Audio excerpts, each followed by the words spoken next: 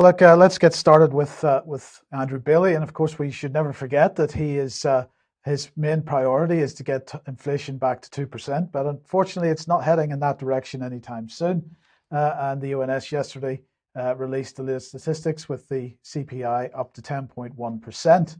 The Office for National Statistics had this to say: a wide range of price rises drove inflation up again this month. Food prices rose notably, particularly bakery products, dairy, meat, and vegetables. Which was also reflected in higher takeaway prices, because takeaways are the most important thing on the menu. Price rises in other staple items such as pet food, toilet rolls, toothbrushes, and deodorants also pushed up inflation in July.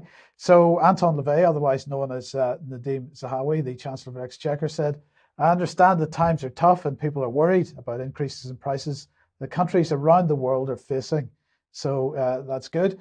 And he said getting inflation under control is his top priority as well. And so the government is taking action through strong, independent monetary policy, responsible tax and spending decisions, and reforms to boost productivity and growth. So assuming you're actually still feeling well, Brian, what do you make of that?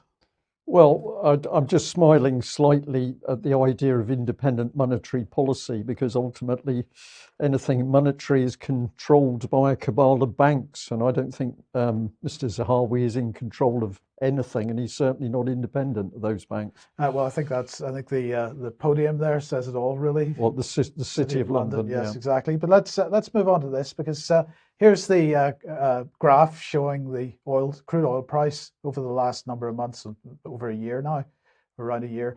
Well, I just wanted to highlight the part on the right hand side. So let's put this on.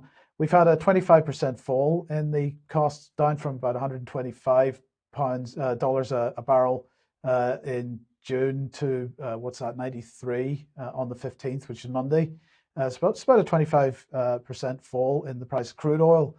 So I wonder what's been going on at the petrol pumps in the same period. So the only source for this I have is the RAC, and unfortunately you can't really change the scale of their graph. But anyway, let's just have a look at the same period.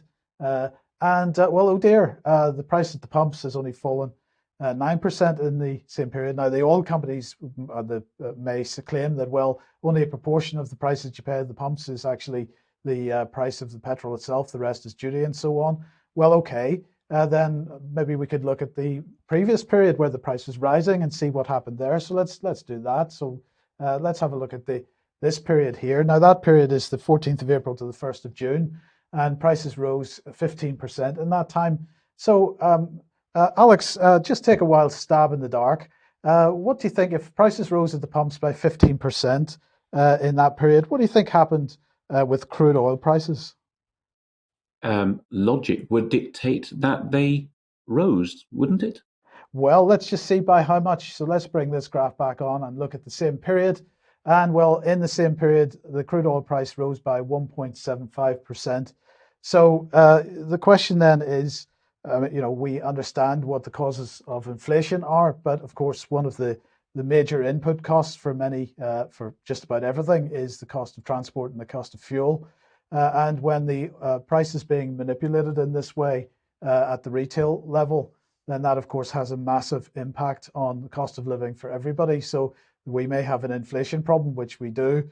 We also have well, let's call it the corruption of companies, the cartels that are making absolutely huge profits in the meantime. So yes, what more can we say? I'm just smiling, Mike, because of course you haven't mentioned President Putin in this information at all. You've stuck to the facts and evidence and put it up on screen. And this shows that what's been going on, all the claims that everything is to do with that nasty man Putin and the war in Ukraine. This is complete fantasy. Yes. Now, just to finish this off, I'd just like to point out that David Scott and I have recorded another episode of Deconstructing the Magic Money Tree. This is episode 10. It's on the front page of the UK Column website at the moment, and it's talking about inflation. So if you haven't listened to that yet, please do.